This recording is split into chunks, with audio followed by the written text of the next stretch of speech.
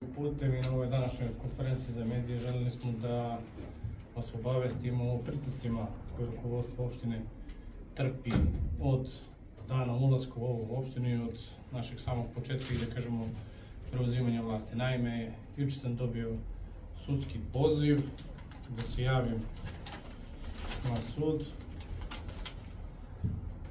zbog postavljanja banera za Badnji dan. Kao što vam je poznato, sjećate se da na Badnji dan kao gradonačelnik donao sam odluku da se postavi baner sa miroljubivom porukom Mir Božji, Hristos se rodi. Toga dana imali smo velikih problema sa Kovskom policijom koja nije dozvoljavala da se taj baner postavi, koja je na sve načine to pokušavala da spreči. Govorila nam kako meni kao gradonačelniku treba dozvola iz Prištine da bi postavio taj baner.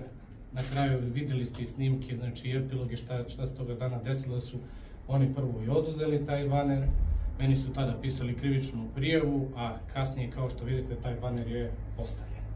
Zbog tog banera ja sam dobio sudski poziv juče da se javim na sud, što ću naravno i učiniti kao odgovoran građanin i kao gradonačelnik opštine koju vodim.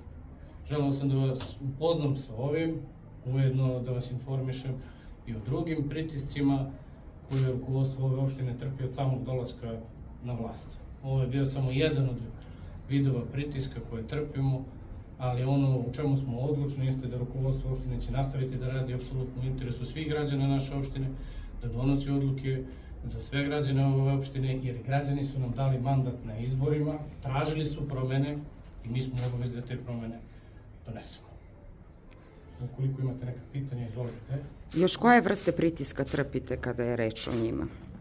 Pa možemo reći znači sa centralnog nivoa, naime saradnja sa centralnog nivom je jako loša, da ne kažemo da uopšte čak i ne postoji. Evo daćemo vam jedan primjer da mi po dolasku u opštinu nismo zatekli dokumentaciju koja je potrebna za funkcionisanje opštine.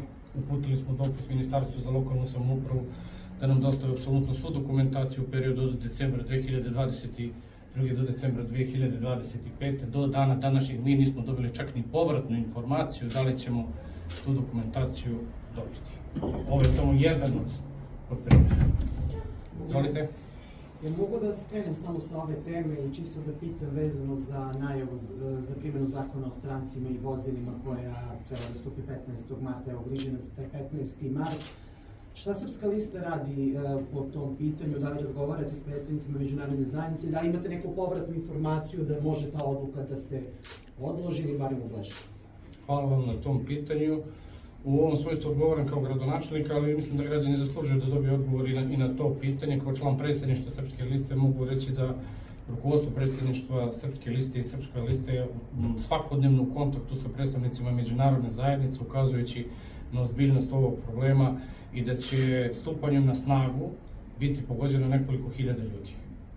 U svakodnevnim komunikaciji koju imamo sa predstavnicima međunarodne zajednice, kao što možete vidjeti i na objavama koje Srpska lista objavljuje, apsolutno uvek je tema tih sastanaka stupanje na snagu ovog zakona. Nažalost, do sada mi nemamo neku povratnu informaciju šta se sa tim dešava. Mi imamo isto kao i vi da postoji neka ekspertska grupa, ali samo to, jer informacije koje mi imamo su isključivo ovako putem medija. Sa centralnim nivom ne postoji komunikacija po tom pitanju.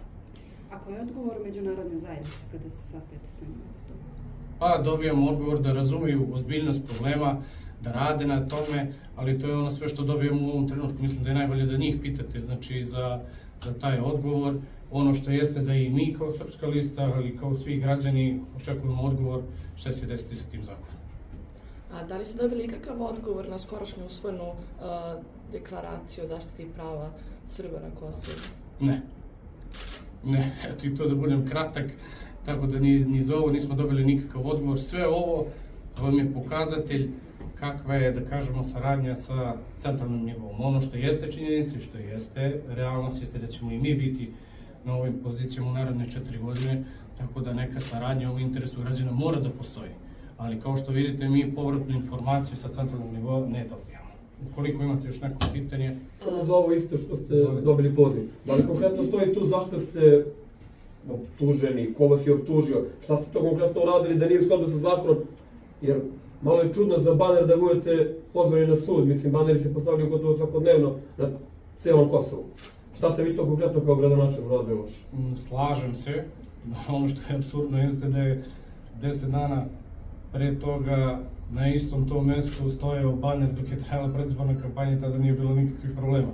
Ali eto vidite, kada je bio postavljen baner sa miroljubivom porukom, hrišćanskom porukom, gdje smo želeli da čestitamo svim našim građanima predstojeći praznik Božić, nažalost, umjesto sa porodicom, taj dan sam proveo sa predstavnicima kosovske policije. Tako da, naveden je član zakona koji sam prekršio, da budem iskren, nisam pravnik pa ne mogu to da tumačim, ali ću to sa advokatom proveriti i odazvaću se svakako, znači, sudskom pozivu. Ali ono što jeste razočaravajuće jeste da se policija meša čak i u takve stvari. I toga dana sam rekao da ako sam kao gradonačelnik doneo odluku, kao što sam to uradio i u prethodnom periodu, kao što sam rekao pre 10 dana kada je neki drugi baner stojao na tom mestu, ja kao gradonačelnik sam spreman da snosim odgovornost ukoliko sam prekršio neki član zakona. Toga dana mi nismo dobili nikakav odgovor od kosovske policije koji član zakona se krši, osim da su to naredbe iz Prištine. Jedini odgovor koji smo njih dobijali jeste da su to naredbe iz Prištine i da to ne sme da bude postavljeno i da to mora da se skloni. Tako da, ja sam zbog toga dobio krivičnu prijavu, vidjet ćemo koji član zakona je tačno u pitanju, znači koje, da kažemo, tačno krivično delo, ali ono što jeste činjenica jeste da to je jedan vid pritiska na opštinsko rukovodstvo, gdje policija želi da se meša apsolutno u rad opštine, što je nedopustivo.